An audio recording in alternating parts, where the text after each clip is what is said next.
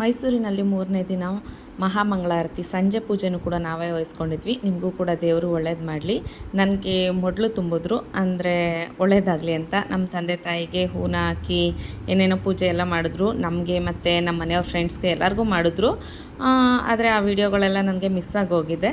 ಅದಾದಮೇಲೆ ನನ್ನ ತಂಗಿ ಮತ್ತು ನಮ್ಮ ಅಕ್ಕ, ಅಂದರೆ ನಮ್ಮ ಮಾವನ ಸೊಸೆ ಮತ್ತು ನಮ್ಮ ಚಿಕ್ಕಮ್ಮನ ಮಗಳು ಮತ್ತು ನನ್ನ ತಮ್ಮನ ಹೆಂಡತಿ ಎಲ್ಲರೂ ಅರಿಶಿನ, ಕುಂಕುಮ, ಬಳೆ, ಹೂವು ಎಲ್ಲನೂ ಕೊಡ್ತಾಯಿದ್ರು. ಏಕೆಂದರೆ ಎಲ್ಲರಿಗೂ ಮುತ್ತೈದೆಯರಿಗೆ ಬಂದವ್ರಿಗೆಲ್ಲ ದೇವಸ್ಥಾನಕ್ಕೆ ಅರಿಶಿನ, ಕುಂಕುಮ, ಹೂವು, ಬಳೆ ಎಲ್ಲ ಕೊಡಬೇಕಲ್ವ. ಖಂಡಿತ ಕೊಡಲೇಬೇಕು. ನಮ್ಮ ಕಡೆ ಕೊಟ್ಟೇ ಕೊಡ್ತೀವಿ. ನಾನು ನಮ್ಮ ಮನೆಯವರು ದಕ್ಷಿಣೆ ಕೊಟ್ಬಿಟ್ಟು ಗುರುಗಳಿಗೆ ಆಶೀರ್ವಾದ ತಗೊಂಡ್ವಿ. ಎಲ್ಲ ಶುಭವಾಗಿ ನಡೀತು. ಬೆಳಗ್ಗೆ ಪೂಜೆನೂ ತುಂಬ ಚೆನ್ನಾಗಿ ನಡೀತು, ಸಂಜೆ ಪೂಜೆನೂ ತುಂಬ ಚೆನ್ನಾಗಿ ನಡೀತು. ನಮ್ಮ ತಾಯಿನೂ ಕೂಡ ಆಶೀರ್ವಾದ ತೊಗೊಂಡ್ರು. ತುಂಬ ವೀಡಿಯೋಗಳು ಮಿಸ್ ಆಗೋಯಿತು. ಅದಕ್ಕೋಸ್ಕರ ಯಾರ್ಯಾರ ಹತ್ರ ಯಾವ್ಯಾವ ವೀಡಿಯೋ ಇದೆಯೋ ಆ ವಿಡಿಯೋ ಎಲ್ಲ ಕಲೆಕ್ಟ್ ಮಾಡಿ ನಾನು ವೀಡಿಯೋ ಪೋಸ್ಟ್ ಮಾಡ್ತಾಯಿದ್ದೀನಿ. ನಮ್ಮ ಅತ್ತೆ, ನಮ್ಮ ಮಮ್ಮಿ ಎಲ್ಲರೂ ಯಾವ್ಯಾವ ವಸ್ತುನ ಹೇಗೆ ಇಟ್ಕೊಬೇಕು, ದೇವ್ರ ಪ್ರಸಾದ ಎಲ್ಲನೇ ಯಾವ ಥರ ಪೂಜೆ ಮಾಡಬೇಕು ಅಂತೆಲ್ಲ ಹೇಳ್ಕೊಡ್ತಾಯಿದ್ರು. ಸರಿ ಅಂತ ಕೇಳ್ಕೊತಾ ಇದ್ದೆ ನಾನು. ಇದು ನಡೀತಾ ಇರಬೇಕಾದ್ರೆ ಕೇಕ್ ಬಂತು. ಏಕೆಂದರೆ ದೇವಸ್ಥಾನದ ಹತ್ರನೂ ಕೇಕ್ ಕಟ್ ಮಾಡಿಸೋಣ ಅಂತ ಹೇಳ್ಬಿಟ್ಟು ಒಂದು 10 kg ಒಂದು ಕೇಕ್ ತರಿಸ್ಕೊಂಡಿದ್ವಿ.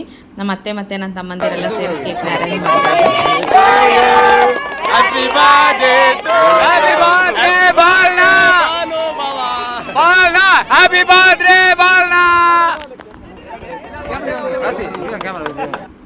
ಹೀಗೆ ಆದಮೇಲೆ ಎಲ್ಲರೂ ಕೂಡ ಕೇಕ್ ತಿನ್ನಿಸಿ, ಅಂದರೆ ಬಂದವರೆಲ್ಲ ಕೇಕ್ ತಿನ್ನಿಸಿದ್ರೆ ನಮ್ಮ ಮನೆಯವ್ರಿಗೆ ಹೇಗಾಯಿತೋ ಏನೋ ನನಗಂತೂ ಗೊತ್ತಿಲ್ಲ. ನಾನು ತಿನ್ಸೋಕ್ಕೆ ಹೋಗಲಿಲ್ಲ. ಎಲ್ಲರೂ ತಿನ್ನಿಸಿದ್ರು ಬಾಬಚ್ಚೆ, ಬಟ್ ನಾನಂತೂ ತಿನ್ನಿಸ್ಲಿಲ್ಲ. ನಾನು ಕಷ್ಟ ಕೊಡೋದು ಬೇಡ ಅಂದ್ಬಿಟ್ಟು ನಾನಂತೂ ತುಂಬ ಖುಷಿಯಾಗಿದ್ದೆ. ಚಿಕ್ಕ ಪಾಪುವಿಂದ ಹಿಡ್ದು ದೊಡ್ಡವ್ರ ತನಕ ಎಲ್ಲರೂ ಕೇಕ್ ತಿನ್ನಿಸಿದ್ರು.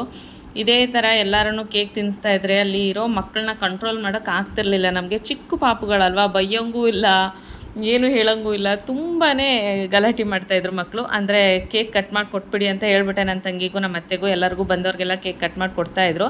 ಈ ಕೇಕ್ ಈ ಥರ ಕೆಲಸ ನಡೀತಾಯಿದ್ರೆ ಇನ್ನೊಂದು ಕಡೆ ಅನ್ನ ಪ್ರಸಾದ ದಾನ ನಡೀತಾ ಇತ್ತು. ಅಲ್ಲೂ ಕೂಡ ಎಲ್ಲರೂ ಎಲೆ ಅಡಿಕೆ ಮತ್ತು ಬಾಳೆಹಣ್ಣು ಏನೇನೆಲ್ಲ ಕೊಡ್ತಾಯಿದ್ರು. ನಾವು ಅನ್ನದಾನ ಮಾಡೋದಕ್ಕೆ ಹೋಗಲಿಲ್ಲ. ಅಂದರೆ ಎಂಜಲೆಲೆ ಮಾತ್ರ ಎತ್ತಿ ಅಂತ ಹೇಳಿದ್ರು. ನಾನು ನಮ್ಮ ಮನೆಯವರು 1-2 ಎಂಜಲೆಲೆ ಎತ್ತಿದ್ವಿ. ತುಂಬ ಒಳ್ಳೆಯದು ಆ ಥರ ಮಾಡಿದ್ರೆ ಅಂತ ನಾವು ಊಟ ಮಾಡಿದ್ವಿ ಎಲ್ಲ ಮುಗಿಸ್ಕೊಂಡು. ಏಕೆಂದರೆ ನಾವೇ ಲಾಸ್ಟ್ ಊಟ ಮಾಡಿದ್ದು. ಎಲ್ಲರೂ ಹೋದಾದ್ಮೇಲೆ ನಮ್ಮ ಮನೆ ಜನಗಳು ಕೂತ್ಕೊಂಡು ಊಟ ಮಾಡಿದ್ವಿ.